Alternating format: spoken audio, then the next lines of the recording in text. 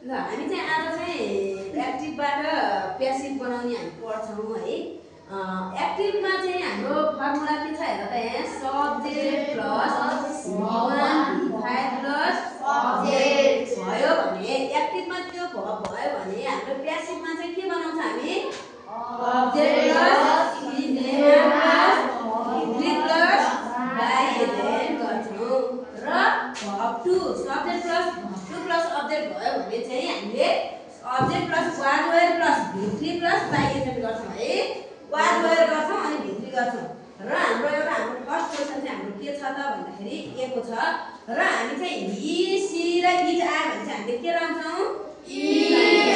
भगवान भफा हुँदाखेरि इजेमा V3 मा चाहिँ he she it मा चाहिँ के लाउँ हामीले I मा के लाउँछौँ and we you then हामी के लाउँछौँ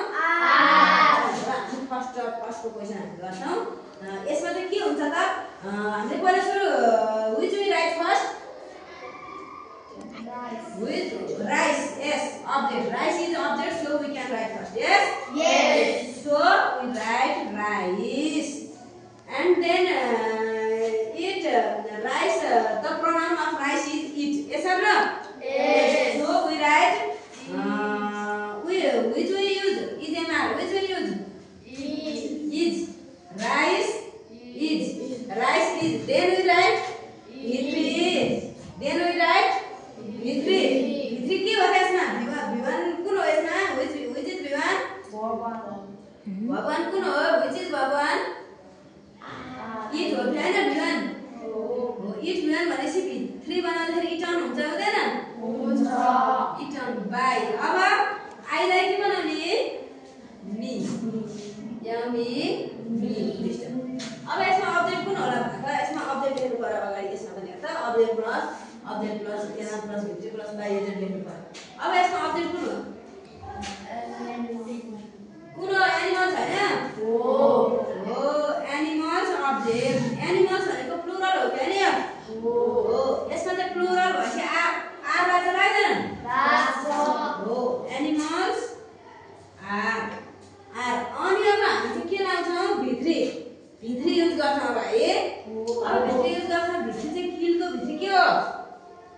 किल्ड किल्डको V3 किल्ड KILLED किल्ड अनि हामी के गर्छौँ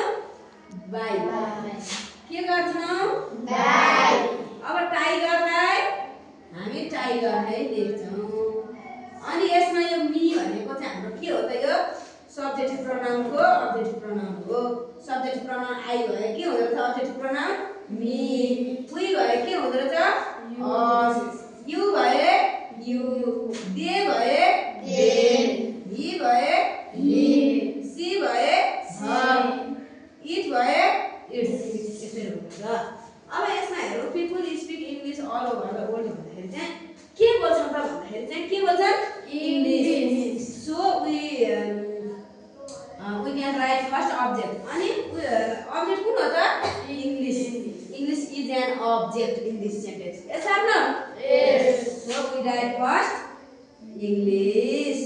then we write is and which we write is यसको चाहिँ हामीलाई चाहिँ pronoun भन्ने चाहिँ it हुन्छ हो English is अब V3 लेख्नु पर्यो V3 लेख्नको लागि चाहिँ speak को V3 हुन्छ speak को V3 चाहिँ spoken हुन्छ के हुन्छ spoken अनि बाँकी भएको यो डिसी वाला चाहिँ हामीले चाहिँ अल ओभर द वर्ल्ड चाहिँ लेख्छौँ हैन अल ओभर द वर्ल्ड लेख्छौँ। अब हाम्रो वी राइट आवर होमवर्क चाहिँ आवर होमवर्क चाहिँ के हो हाम्रो अब्जेक्ट अब हामी के लेख्छौँ आवर होमवर्क अब आवर होमवर्क पछि इजेमा के लेख्छौँ इज यो चाहिँ इज हो नि त हैन इज अनि भित्री लेख्छौँ हामी हो हामी भित्री लेख्छौँ आवर होमवर्क इज अब भित्री राइट को के हो रिटर्न बाइ अस है उइको अस हुन्छ उइलाई हामी के बनाउँछौँ अब्जेक्ट प्रोनाउनमा अस बनाउँछौँ बाइएजेन्ट गर्छौँ र यो कुक फुडमा हामीले के गर्छौँ पहिला सुरुमा अब्जेक्ट फुड इज हो फुड भनेको चाहिँ एउटा चाहिँ भन्छौँ प्रनाउन र हामीले चाहिँ भित्री लेख्छौँ अब फुड इज कुक्ड अब बाई अनि यु को यु नै हुन्छ अब्जेक्ट प्रनाउन हेर त हो कि हैन